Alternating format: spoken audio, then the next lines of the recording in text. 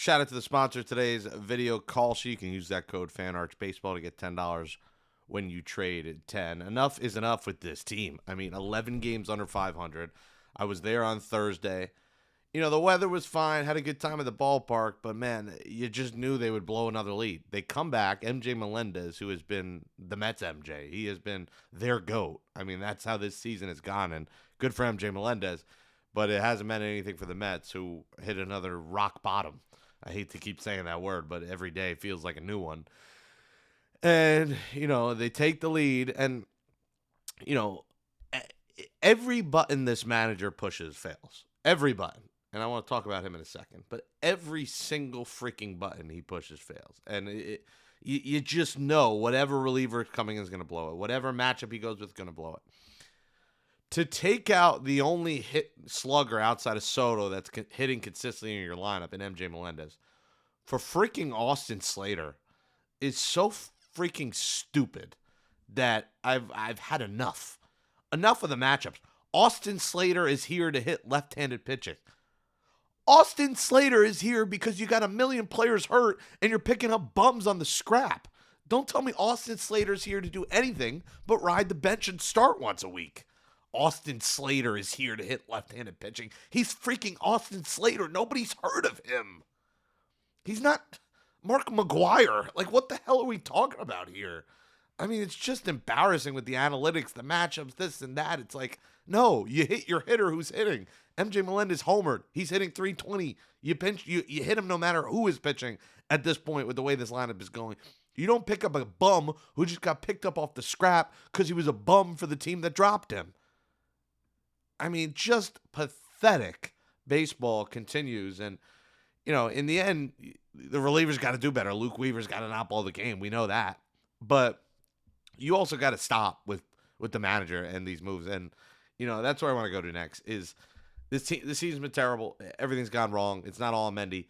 But stop with pretending that none of this is his fault. Stop. We got to stop. We have to stop. Those people have to stop thinking that none of this is his fault. We know the players got to be better. They got to get healthy. The roster's been bad. But we got to stop having none of the blame on the manager. It's out of control with some people's defense of this guy. You would have thought he was a World Series champion winning legendary manager with the way some reporters and some people want to talk about Carlos Mendoza. We got to get real about the guy. He's a first-time manager who was a one-year wonder like the Baja Men with Who Let the Dogs Out in 2024. That's what Carlos Mendoza is. Great guy, good family man. You know, he's not an idiot, but he's not a good manager. We got to stop pretending like none of the Mets struggles are on him because some of them are on him. And unfortunately, you're 11 games under 500 with a $380 million payroll. There's 7 people in the ballpark. To tell me that the manager should not be fired because it's not his fault is as lunacy as anything. It's Looney Tunes. He should be fired. That doesn't mean things will change. But you hold guys accountable for an all-time historic collapse last year, which people seem to be forgetting about what happened in the second half of the season of the Mets in 2025. We just want to talk about OMG and what happened in 2024, which was great. But the last year and now this year have been pure misery for this franchise. And, you know, Stearns, I think, at some point will have to go. It's just not going to happen because of how long the process it is to find a new president. But it's pretty easy to replace the manager. You go to Dick Scott from AAA, you go to Kai Correa, your bench coach, or you go to Gilbert Gomez, who's managed in the Dominican, who's managed some of these guys in the minor leagues, just like Dick Scott has at AAA level. 2 guys who have managed some of these players already. If it doesn't work, it doesn't work. But at this point, I'm sick and tired of hearing the defense for this manager. He should have been canned on Sunday. It didn't happen. He should have been canned yesterday after they lost 2 out of 3 of the miserable Nationals. He wasn't. How long is the leash on this guy? The month is May, and the time is now to make the freaking change. And now you go on the West Coast for 9 games. Are you going to fire him on the West Coast? Are you going to fire him on the road trip? Are you going to pull Willie Randolph tonight after they lose? Fire him on the road trip? I don't know when it's going to happen at this point, but I'm tired of hearing it's too early. And it's on the players. We know it's on the players. You can't change the whole roster. You just can't do it. I'm sorry, Mendy. You got to be fired.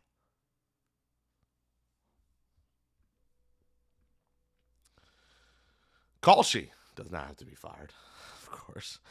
As baseball season is here and you can trade every game on Kalshi, you can trade every single game on Kalshi. The Mets trading at a 2% probability now to win the World Series, which means $100 would pay you over $3,200. Today, the Mets against the Angels are trading at just around 53%, which means a $100 trade would get you right around $179. You can pick any MLB market on Kalshi. You're trading against peers in a live market, meaning there's no house, and as the probability changes, you can buy in and out of your position. For a limited time, download the Kalshi app. Use code FANARCHBASEBALL to get $10 when you trade 10. Kalshi. Kalshi. Kalshi. Trade on anything. Mets are going to be trading on what feels like everything at this point. They've said everyone's available except McClain, Peralta, and Holmes. Oh, no crap.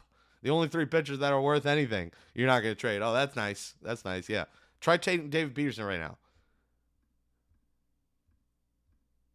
You got half a bologna sandwich from Boar's Head. Try trading Sean Manaea right now. You'll get Mitchell Robinson's toenail. Try trading Kodai Senga right now. You'll get a shrimp lo mein lunch special. You ain't getting crap for those guys at this moment.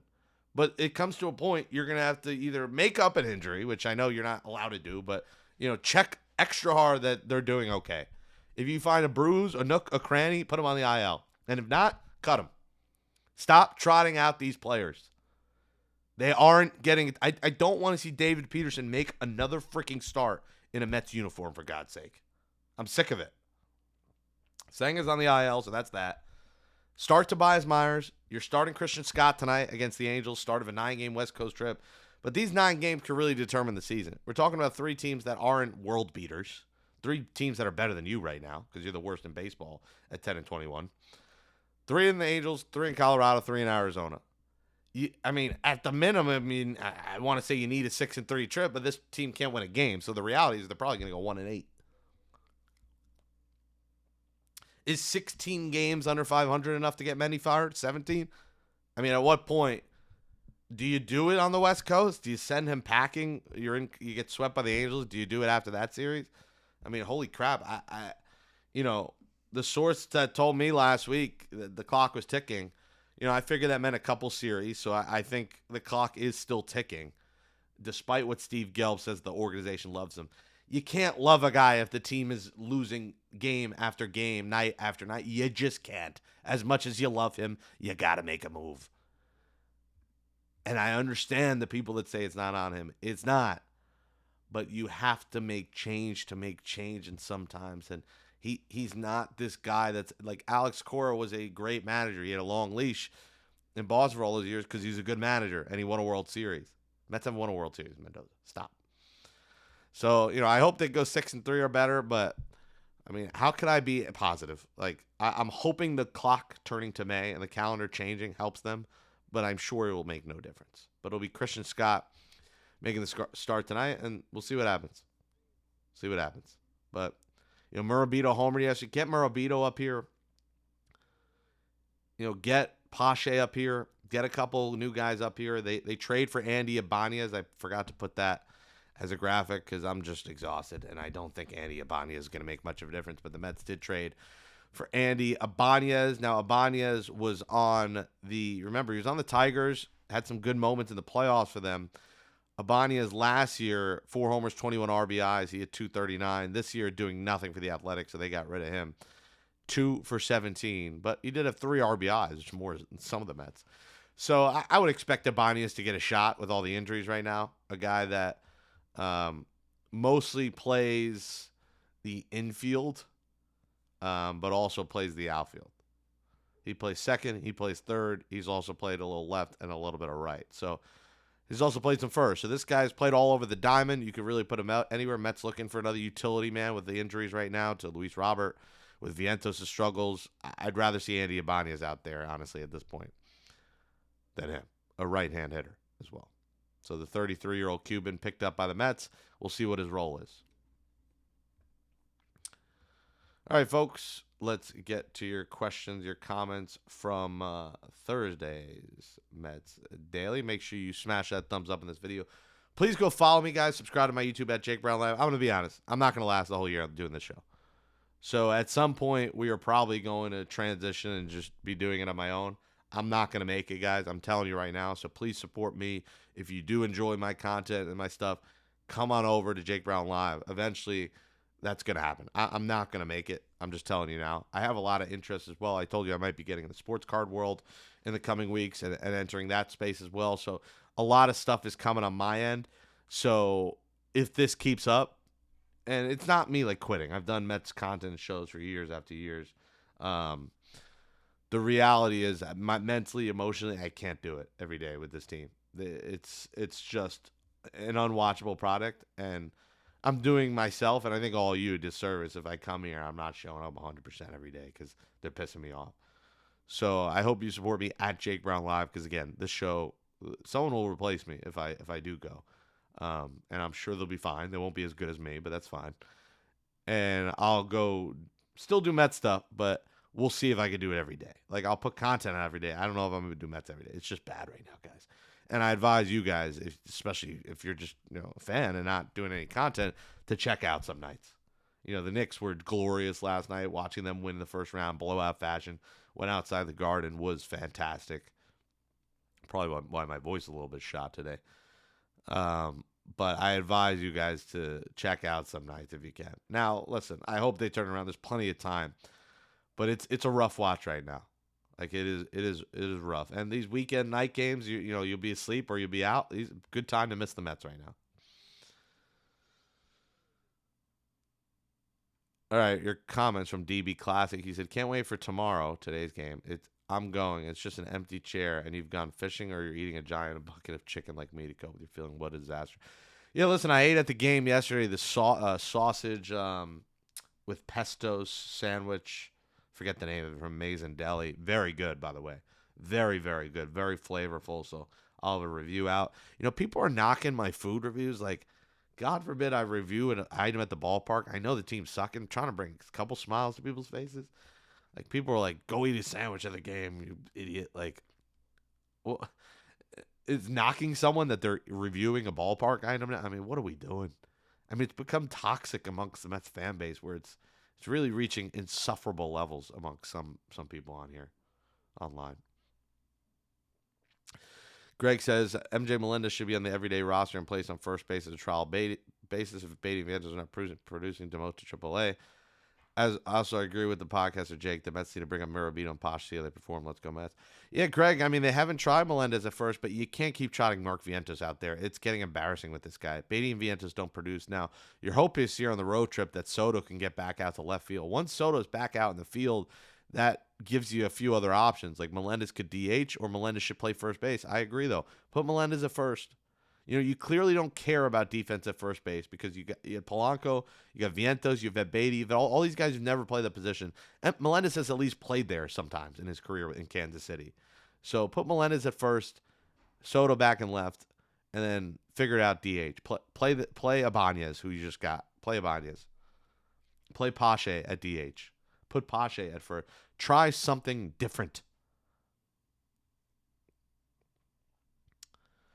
Nike Elite Gaming says Pasha deserves to be here. He tore the ball up in spring training. Yeah, and he's tearing the ball up right now. Now, Ji-Hwan Bae is also tearing it up in AAA. Now, he's obviously had some legal issues in his past, so I'm not in love with bringing him up. But if desperate times call for desperate measures, he's hitting like 320 in AAA, and he plays a bunch of different positions, so that's another option you go with. But yeah, I think Pache and Murabito both deserve a chance. I don't want to hear Murabito's not ready. You want to stun his development. Stop with that. Desperate times call for desperate measures. I don't think you're stunning his development. A.J. Ewing looks unbelievable in center field. Made a couple incredible diving catches.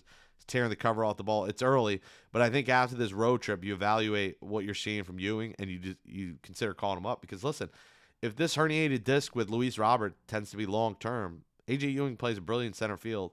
You have a replacement right there. I don't think any Mets fan would be mad if it's Soto, Ewing, and Benj in the outfield right now. With how bad this team is, why not see some of the youth at least instead of these scrap pieces? All right, folks, that's it for today. Thank you for watching. We will talk to you on Monday. Enjoy your weekend. Hit that thumbs up. Follow me at Jake Brown Live. Hit that subscribe, and we'll talk to you on Monday.